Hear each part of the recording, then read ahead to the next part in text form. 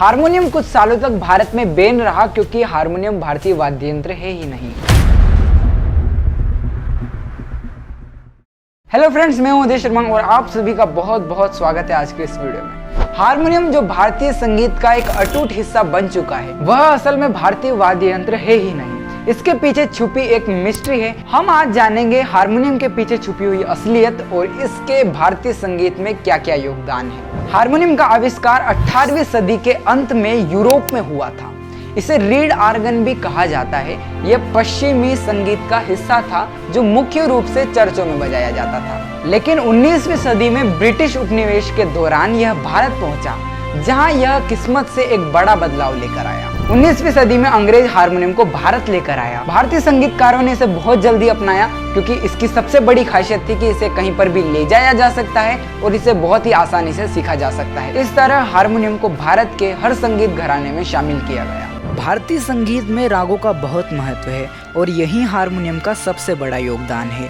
भारतीय शास्त्रीय संगीत में हारमोनियम का प्रयोग बहुत व्यापक हो गया। जहां पहले तानपुरा या सारंगी का प्रयोग मुख्य था, अब हारमोनियम भारतीय रागों को सहजता से निभाने का माध्यम बन गया। हारमोनियम की ध्वनि सरल है लेकिन इसका प्रभाव गहरा है।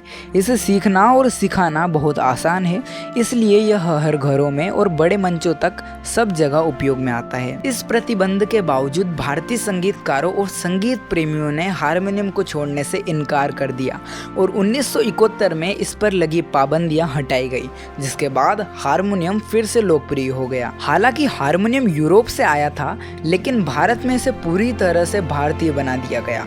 भारतीय संगीत की विशेषताएं, जिसे राग और आलाप को बेहतर तरीके से निभाने के लिए इस वाद्य यंत्र में कई बदलाव किए गए। इसके नए संस्करण बनाए गए जो भारतीय शास्त्रीय संगीत के लिए ज्यादा उपयुक्त थे। आज हारमोनियम भारतीय संगीत का एक अनिवार्य हिस्सा बन चुका है। चाहे वो भजन हो, गजल हो या शास्त्रीय संगीत, हर जगह हारमोनियम की धुन सुनाई देती है। इसके सरलता और व्यापकता के कारण यह हमेशा भारतीय संगीत की आत्मा बना रहेगा। तो दोस्तों, भले ही हारमोनियम की जड़ें यूरोप में हैं, लेकिन इसे भारतीय संगीत ने अपनाया और उसे अपनी सांस्कृतिक विरासत का हिस्सा बनाया। यह सिर्फ एक वाद्य यंत्र नहीं बल्कि पूरी यात्रा है, भारत की संगीत परंपरा का एक महत्वपूर्ण अंग।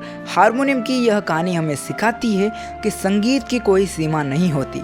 यह हमें जोड़ता है, चाहे वह किसी भी देश से आया हो। अधिक जानने के लिए हमें सब्सक्राइब करें और जानें भारतीय संगीत के बारे में रोचक तथ्य। और अगर आपको हारमोनियम बजाना सीखना है तो अवधेश शर्मा के official channel Awadhesh Sharma harmonium को जाके सब्सक्राइब करें और बेल आइकन को भी प्रेस करें, जिससे आपको हारमोनियम सीखने की हर नोटिफिकेशन मिलती रहे। धन्यवाद।